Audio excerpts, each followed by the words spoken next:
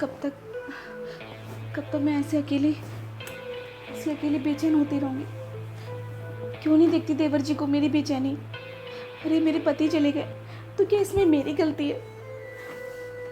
मैं अपनी तड़प किसको दिखाऊं, किसको बोलूं कि मुझे किसी की तो ज़रूरत है ना, और वो किसी देवर जी क्यों नहीं हो सकते हैं?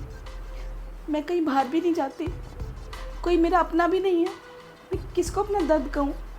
ये बेचैनी मेरी दिन रात बढ़ती जा रही है, शांत नहीं हो पा रही।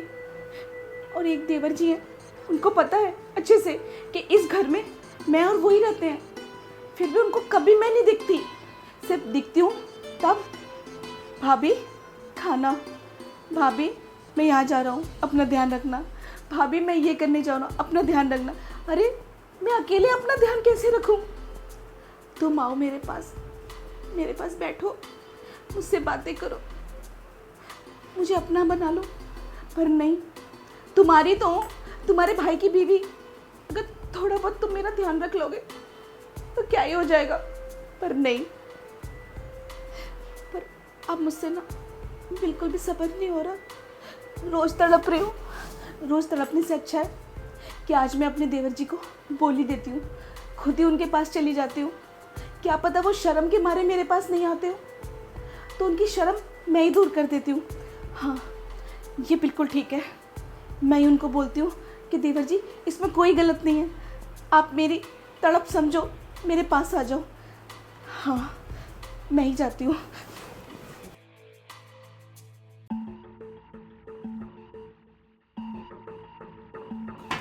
देवर जी इसे छोड़ो, मुझे देखो, मैं बहुत बेचैन हो रही हूँ। तुम समझ रहे हो मेरी हालत? दिन ब दिन इस घर में अकेले रह के मैं कहीं पागल ना हो जाऊँ। मुझे संभाल लो देवर जी। भाभी हुआ क्या है आपको, ये तो बताइए। मुझे तुम्हारी ज़रूरत है देवर जी। ज़रूरत है? भाभी आप ये कैसी बातें कर रही हैं?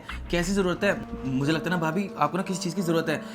मुझे लग रहा है ना आपकी तबीयत ख़राब है। रुको मैं आपके लिए दवाई लेकर आता हूँ। नहीं देवर जी, मुझे दवाई की नहीं, मुझे तुम्हारी ज़रूरत है। मुझे ना बहुत बेचैनी हो रही है, मेरी तड़प को समझो ना। मैं पागल हो रही हूँ अकेले इस घर में रह के। जैसे तुम्हारे भैया मेरा ध्यान रखते थे ना, वैसे चाहती हूँ तुम मेरा ध्यान रखो, मुझे प्यार करो, बस मुझे यही चाहिए और कुछ नहीं चाहिए। भाभी पहले ना आप ये हाथ उठाइए। मुझे लगता है ना आपके अंदर ना ये बेचैनी ना बढ़ती जा रही है। मैं मानता हूँ कि भैया कम उम्र में ना आपको छोड़ के चले गए हैं, पर जो आप ज़रूरतें चाहती है ना मुझसे, मैं आपको बिल्कुल नहीं दे सकता, क्योंकि मैं आपका देवर हूँ। मैंने आपको उस नज़र से कभी देखा ही नहीं। तो आप देख लो ना, क्यों नहीं देख रहे हो? मैं तुम्हें दिखाने को तैयार हूँ, बोलो तुम क्या देखोगे? भाभी प्लीज़ आप ये अपना पल्लू ऊपर करिए। मुझे समझ नहीं आता है कि आप ऐसी बातें करती क्यों हैं मेरे साथ। मैं आपको इतनी बार मना करता हूँ कि मैं इस तरह का इंसान नहीं हूँ, मैं ऐसे आपके साथ ये सब नहीं कर सकता। देखिए आप अकेले इस घर में, मैं एक बार कर लो, मेरी बेचैनी कम हो जाएगी। तुम मेरा दर्द समझो, मुझे सच में तुम्हारी ज़रूरत है। मैं बाहर जाऊँ क्या? इस खानदान की बेइज्जती हो जाएगी सिर्फ इसी वजह से मैंने अपने आप को रोक रखा है। पर तुम तो मजबूर नहीं हो ना, तुम तो इसी परिवार के हो, और अगर तुम मेरे साथ कुछ कर भी लोगे तो कुछ गलत नहीं है, सब अच्छा ही है। भाभी सब कुछ ही गलत है। आपको पता नहीं सब कुछ ठीक क्यों लग रहा है। अगर मैंने आपके साथ ये सब करना स्टार्ट कर दिया तो समाज में हमारी थू थू हो जाएगी। आप ये समझ क्यों नहीं रही हैं चीज़ें? छोड़ो ना समाज की, समाज तो ऐसे ही है, ऐसे ही बोलता है, हम किसी को बताने नहीं जाएंगे ना।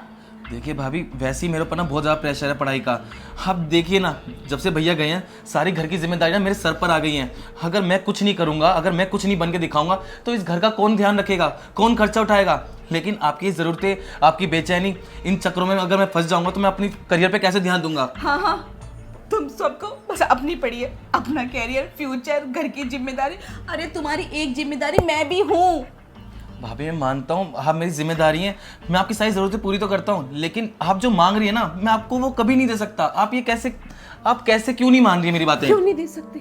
तुम दे सकते हो, तुम कुछ मत करो, मैं हूँ ना, मैं तुम्हें सब कुछ सिखा दूंगी, सब समझा दूंगी, बस समझो, मेरे को सपोर्ट करो ना। चलो हम कमरे में चलते हैं। देखिए भाभी मुझे लगता है ना आप अभी भी नींद में हैं, मैं ना जा रहा हूँ। देवर जी, देवर जी, देवर जी, देवर जी, देवर जी, समझो, समझो।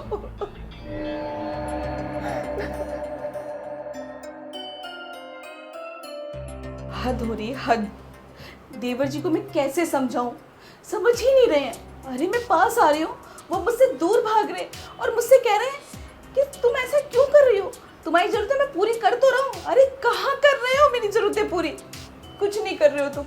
जो तुम्हें करना चाहिए वो तुम कर नहीं रहे, और जो मैं नहीं चाहती वो तुम कर रहे हो, मुझसे दूर भागने का काम, बस और कुछ नहीं। देवर जी तुमने मुझे मजबूर कर दिया है कि मैं खुद तुमको इतना मजबूर कर दूं कि तुम्हें मेरे पास आना ही पड़ेगा।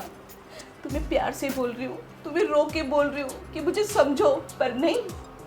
इज्जत इज्जत इज्जत, माय फुट इज्जत, समझ ही नहीं रहे। एक औरत को क्या चाहिए?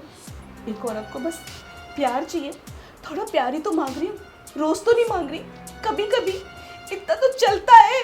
पर नहीं देना, प्यार से नहीं देना तो कोई बात नहीं, छीन लूंगी मैं। जो चीज मुझे चाहिए मैं सब छीन लूंगी। तुम ऐसे नहीं आ रहे ना, अब आओगे। कहते ना मैं बहुत ध्यान रखता हूँ तुम्हारा, तो अब रखो मेरा ध्यान, ठीक है? देवर जी, देवर जी, क्या हुआ भाभी आपको? देवर जी बहुत तकलीफ हो रही है। तकलीफ हो रही है? आपके दर्द हो रहे क्या यहाँ पर? बहुत दर्द हो रहा है। अरे भाभी आपने क्या कर लिया? क्या कैसे दर्द हो रहा है आपको ये? वो मैं 2 तकिया लगा के सो गई थी, शायद नस चढ़ गई है। भाभी अपना ध्यान क्यों नहीं रखती हैं? आपको तकलीफ होती है ना तो मुझे ही बहुत बुरा लगता है कि मैंने कहाँ कमी छोड़ दी। और भाभी आप भी अपना ख्याल रखा करें ना कि कैसे उठना है, कैसे सोना है। पता नहीं कैसे कैसे आपको नसें चढ़ जाती हैं। हाँ देवर जी, मैं अपना बिल्कुल ध्यान रखूंगी, बस तुम भी मेरा ध्यान रखो अच्छे से। भाभी प्लीज़ अपना ये पल्लू पर करिए। पता नहीं आप बात बात पे अपना पल्लू नीचे क्यों कर लेती हैं? क्यों, अच्छी नहीं लग रही क्या? और कुछ दिखा दूं? भाभी अच्छी लगने की बात नहीं है और ना ही मुझे कुछ देखना। मुझे लगता है ना आपके ना दर्द वर्द कुछ नहीं हुआ है, हाँ बस नाटक कर रही हैं। मैं जा रहा हूँ यहाँ से।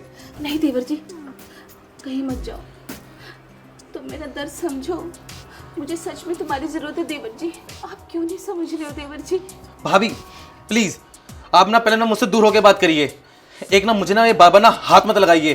अरे मुझे ना आपका टच अब बहुत बुरा लगता है। अरे यार मैं मानता हूँ आप घर में अकेली रहती हैं, आप बेचैन हैं, आपको ना मर्द की जरूरत है। अगर इतनी बेचैनी है ना भाभी तो आप ना दूसरी शादी कर लीजिए, मैं घर वालों से बात कर लूंगा।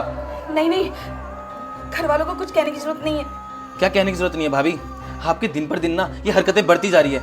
मैंने आपको कितना समझाया है कि मुझे आपका ये छूना, ये आपका ऐसी बातें करना मुझे पसंद नहीं है, लेकिन आपके ना ये समझ में आती नहीं है। अरे मैंने आपको ये भी बोला इस घर की इज्जत के बारे में सोचिए। मुझे लगता है ना आपको इज्जत शब्द के बारे में ना कुछ सब पता भी नहीं है। पता नहीं यार आपके माइंड में क्या चलता रहता है, क्या अनाप शनाप चीज़ें आपके दिमाग में चलती रहती है। अरे यार आपने अपने बारे में नहीं, मेरे बारे में नहीं, अपने मरे हुए पति के बारे में तो सोचो। अरे वो ऊपर से देख रहे होंगे कि मैंने किस मनुष्य घड़ी में आकर तुमसे शादी कर ली। नहीं देवर जी, उनके लिए कुछ मत बोलो, मैं उनसे बहुत प्यार करती हूँ। पता है मैंने गलती करी है, जानती हूँ, बहुत बड़ी गलती हो गई, मुझे माफ कर दो। मैं बहक गई थी, बस औरत हो ना, रोक नहीं पाई अपने आप को। पर पक्का अपने पति की कसम, आज के बाद मैं ऐसी कोई भी हरकत नहीं करूंगी जिससे इस घर की और तुम्हारी नजरें झुके। मैं कभी नहीं करूंगी, मुझे माफ कर दो देवर जी, पक्का। कहो तो मैं आपके पैर छू लेती हूँ। नहीं भाभी ऐसा मत करिए, क्यों मुझे छोटा दिखा रही हैं? देखिए भाभी मैं मानता हूँ आप बहक गई थी और आपसे गलती हो गई है, लेकिन भाभी आप भी समझिए ना, मुझे ना आपकी ये चीज़ें पसंद नहीं है। आपने माफ़ी मांग ली, आपको अपनी गलती का पछतावा है, वही बड़ी बात है।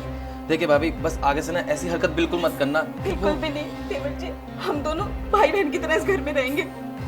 भाभी क्योंकि हमारा रिश्ता ना एक बहुत पवित्र रिश्ता है, क्योंकि आप ना, मैं आपको भाभी नहीं समझता, आप मेरी माँ के समान है। तो बस भाभी मैं आपके हाथ जोड़ता हूँ, इस रिश्ते को ना ऐसे ही बचा के रखो, अपना ध्यान रखिएगा। मैं चलता हूँ।